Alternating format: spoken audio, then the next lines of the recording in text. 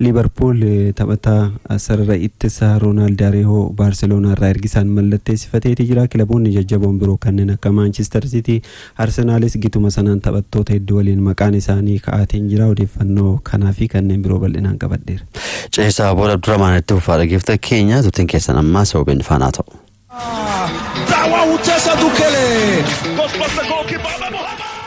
Odeeffannoo Baargamaattiin gaafa darbuu Liverpool taphataa sarara ittisaa lammii Uruguay Ronaldo Araujo bara dorgommii tokkoof ergisaan Barcelona irraa mallatteesseetii kan jiru.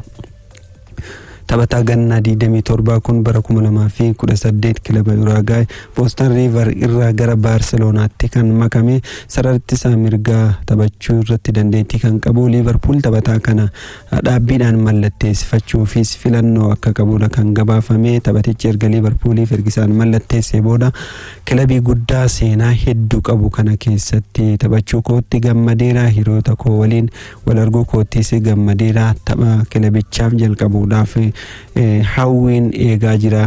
Kaka'umsaanis ni taphatachuudhaan kan dubbate akkuma fedhii isaanii Liverpool irraa dhagaheen wanti hundi akka dhugoomu dafeetiin hojiitti seenachuudhaanis dubbateeti jira. Liverpool erga lammii France Ibrahima Konaatee kilabicha jijjiirraa bilisaatiin gadhiiseetiin Real Madridiif mallatteessee booda sarara ittisaa cimsachuudhaaf yaalaa kan jiru. Ronaldo Araujoon taphoota 200 ol Barcelonaaf taphachuudhaan waancaa La Liga 3 fi waancaa Copa del Rey 2 injifateetiin kan jiru. Ittisarratti nama ajaa'ibaa akka ta'es xiinxaltoonni kubbaa miilaa Spain hedduun isaanii ragaa ba'aa fi jiru. Garuu erga miidhamee as ga'umsa isaa durii sanatti deebi'uudhaaf rakkachaatiin kan ture. Araujoon hanga bara 2031tti Nou Camp waliigaltee isa tursiisu Barcelona waliin kan qabu. Tariitii Liverpool bara kana ga'umsi taphatichi agarsiisu amansiisaa kan ta'u taanaan dhaabbiidhaan mallatteessifachuudhaaf carraa akka qabudha kan gabaafame.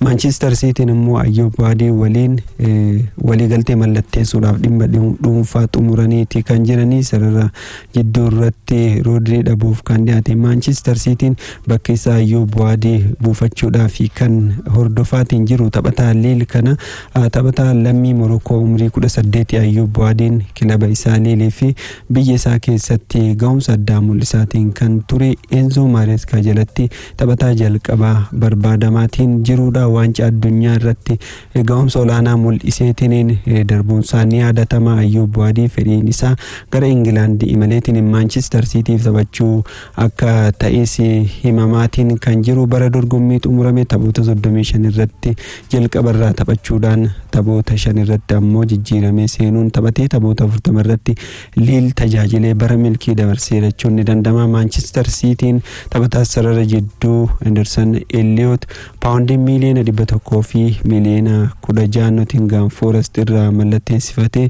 jijjiirraa Ayyub Waadii paawundii miliyoona 85 ni baasa jedhameetiin kan eegamu. Manchester Cityin qophii gannaa isaa xumuree dilbata dhufu waancaa Community Shield Arsenal waliin taphachuudhaaf qophaa'aatiin kan jiru.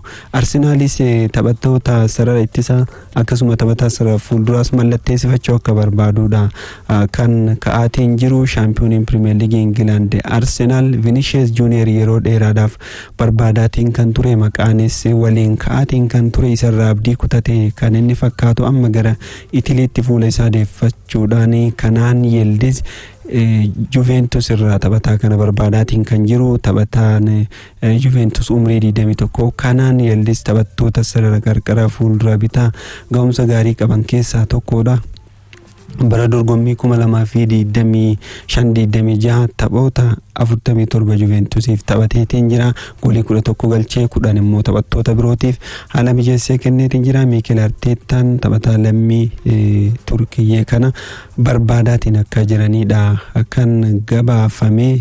Carraa goolii uumuu fi akkasuma goolii galchuu irratti taphataa hin komatamne ta'uu isaas ragaa baamaatii fi kan jiru inumaa liigota gurguddoo Awurooppaa shanan keessatti bara darbe carraa goolii uumuutiin taphataa Manchester United Bruno Fernandes fi kan Werder Bremen Romanke Schmid qofatu isa caala akkanaan alatti Yildiz taphataa sadaffaa carraa goolii hedduu uumeedha akka liigota shanan gurguddoo Awurooppaatti Juventus kanaan Yildiz yoo hin gurgurre immoo Arsenal filannoo biraas ni qaba. Nico William taphataa kanaan dura maqaan isaa waliin ka'aatiin ture baroottan darban Athletic Bilbao irraa mallatteessifachuudhaaf fedhii akka qabuudha gabaafamaatiin kan jiru taphataan lammii Spain Nico Williams walii galte hanga bara 2035tti Athletic Bilbao waliin isa tursiisuudha kan inni qabu ta'us Arsenal gatii jijjiirraa taphataa kanaaf qabame kaffale taanaan taphataa kana fudhachuu akka danda'uudha kan gabaafame. Nico Williams bara darbe miidhamaan rakkachaa turus goolii jaagalcheetiin goolii 3 immoo haala mijeesseetiin kan jiru kubbaa qabateetiin deemee taphattoota bira darbuu irrattis taphataa hin komatamneedha. Jijjiirraan kunneen lamaanis kan hin milkoofne taanaan immoo Arsenal taphataa ganna kana mallatteessise Christos Zolis qarqara bitaa irratti fayyadamuu danda'a jedhameetiin kan eeggamu. Kanaan alatti Arsenal William Saliba miidhamuu isaatiin wal qabate taphattoota sarara ittisaas barbaadaatiin kan jiru taphataa sarara ittisaa lammii Arjentiinaa Tottenhamiif kan taphatu Christian Romero fudhachuudhaaf fedhii akka qabuudha gabaafamaatiin kan jiru. Edric Konsas Aston Villa irraa mallatteessifachuun fedhii Arsenal isa guddaadha. Kanaan alatti Arsenal taphattoota hin barbaanne kanneen akka Gabriel Jesus, Gabriel Martinelli fi Nelson gurguruu akka barbaadus gabaafamaatiin kan jiru. Aston Villa immoo taphataa Bayern Munich Joe Palina akkasuma kan Real Madrid Endrick mallatteessifachuu akka barbaaduudha. Miidiyaaleen gabaasaatiin kan jiranii shaampiyooniin liigii Awurooppaa gareen Unai Emery leenjii Aston Villaan sarara jidduu isaa cimsachuuf kan barbaadanidha kan fakkaatu. Joe Palina Bayern Munich irraa mallatteessifachuuf barbaadaa jiru. Waancaa addunyaa irratti lammii Belgium Amadou Onana miidhama isa mudateen bara dorgommii dhufu kan Aston Villa hin tajaajilu bakka isaa buusuudhaaf Villaan Joe Palina xiyyeeffannoo isaa jalqabaa godhateetiin kan jiru. Aston Villaan taphataa kanaaf yaaduu kan eegalee erga tapha michoomaa bara dorgommii duraadhuma torbee darbee keessatti Hongi Kongitti Bayern Munich waliin gaafa taphatan goolii 2-1 kan mo'ame san booda taphataa kana hordofuu akka eegaleedha kan gabaafame. Bara darbee ergisaan Tottenham waliin kan dabarsee Joe Palinaan waggaa 2 dura paawundi miiliyoona 47 Bayern Munichitti kan makame kilabicha amma gurguruu akka barbaaduudha kan himamaatiin jiru. Aston Villaan Real Madrid irraa immoo Endrick ergisaan mallatteessifachuuf fedhii akka qabus gabaafamaatiin kan jiru. Endrick bara darbe walakkaa bara dorgommii jechuudha ergisaan Firaansitti Olympic Lyon waliin dabarsuun isaa ni yaadatamaa. Gareen Unai Emery leenjii ganna kana taphattoota hedduu kan dhabe Morgan Rogers, Yuri Tielemans fi Lucas Digne dhabuun ni yaadatamaa. Isaan kanneen immoo bakka buusuu akka barbaaduudha kan gabaafame. Waancaa mo'amtoota Awurooppaa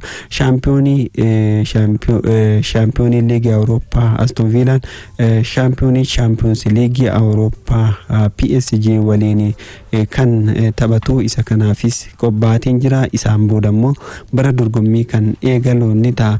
PSG immoo Ferran Torres Barcelona irraa euro miliyoona 50 mallatteessifachuuf dhiyaateetiin kan jiru. PSG Barcelona irraa taphataa sarara fuulduraa Ferran Torres euro miliyoona 50 kan walii galaniitiin jiranii. Shaampiyooniin Awurooppaa PSG filannoo isaa jalqabaas godhateetiin itti deemaatiin kan jirudha. Tapha xumuraa waancaa addunyaa irratti taphataan kun yeroo xumuramuuf dhiyaate irratti goolii galcheetiin biyyattii shaampiyoonii addunyaa gochuun ni yaadatama. PSG taphataa kana dhimma dhuunfaa irratti akka walii galaniidha gabaafamaatiin kan jiru. PSG keessattuu taphattoota akka Goncalo Ramos akkasuma Lee King dhabuunsaa ni yaadatamaa. Taphattoonni sarara fuulduraa biroos kanneen akka Bradley Barcola ni deemu jedhameetiin waan yaadamuuf sarara fuulduraa isaa cimsachuudhaaf taphataa kana barbaadaatiin akka jirudha kan gabaafame.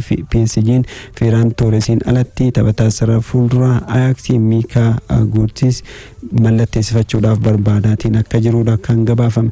West Ham United taphataa sarara qarqaraa Amanar Salamoon Tottenham irraa waliigaltee waggaa 3tiin mallatteessiseetiin kan jiru. Kilabii Championship kuni kaffaltii kana ifa hin goone ta'us hanga paawundii miliyoona 5 kaffaluu isaati lammii Israa'el kanaaf kan gabaafame. Taphataa ganna kana mallatteessise sadaffaa ta'eetiin kan jiru. Salamoon ganna 27 irratti kan argamu. Bara darbee kilaba Itilii Fiorentinaaf ergisaan taphachaatiin kan ture. Taphoota 19 qofa kan taphate. Bara dorgommii 2023 Tottenhamitti erga makame booda ergisaan Leeds United fi akkasuma kilaba Spain Villarrealitti dabarsuun isaanii yaadatama. West Ham United Premier League England ta'ee sadarkaa Awurooppaatti kilaba seenaa bareeda qabuudha jechuudhaan dubbateetiin jira. Erga kilaba kanaaf mallatteesse. West Ham United ammoo erga bara dorgommii 2011-12 waggoota dheeraa booda Championship England keessatti kan taphatu. Taphataan sarara fuulduraa Real Madrid lammiin Brazil Endrick Real Madrid gadhiisee yeroo tapha argachuuf akka barbaadu dubbateetiin kan ture. Inuma kilaboota sadarkaa Awurooppaatti taphatan barbaadachuudhaan kan dubbate. Real Madrid amma taphataa kana ergisaanis ta'ee gurguruu akka hin barbaanne dubbateetiin jira. Karoora isaa bara kana keessaa tokko akka ta'es himeetiin kan jiru. Hooggansi kilabichaa fi leenjisaan kilabichaa Jose Mourinhoon waliin mari'achuudhaan murtoo kan akka dabarsanis himameetiin kan jiru. Leenjisaan Real Madrid Jose Mourinho garee xiqqaa barbaada jechuurraa kan ka'e taphataan kun kaleessa sodaa dubbateetiin kan ture. Amma akka barbaadamu sitti himameetiin kan jiru. Bara darbe Olympic Lyon waliin taphachaatiin kan ture. Lakkoofsa 9 irratti taphachaatiin kan ture. Ammas Jose Mourinhoon iddoo sanarratti fayyadamu akka barbaadaniidha himamaatiin kan jiru. Ta'us iddoo sanarratti Mbappé bira darbee carraa taphaa argachuun isaa ulfaataa ta'uu waan sodaateef taphatichi deemuu kan yaadeetiin ture. Aston Villa fi Roomaanis taphataa kanaaf fedhii qabaatanis kilabicha amma hin gurguru ergisaanis hin kennu jedheetiin kan jiru. Odeeffannoo biraatiin waancaa Karabaa'oo England marsaa lammaffaan kilaboonni waliin taphatan ramaddiin baheetiin kan jiru. Kilaboota England Premier League keessa taphatan Leeds United fi Nottingham Forest kan walitti fidanii eegamaa ramaddii waancaa Karabaa'oo marsaa lammaffaa kaleessa kan inni bahe. Kilaboonni Premier League England 11 kanneen waltajjii Awurooppaa irratti hirmaanne kan irratti hirmaatanidha. Shaampiyooniin dorgommichaa yeroo 4 Nottingham Forest Leeds United waliin kan taphatu morkii eegamuudha.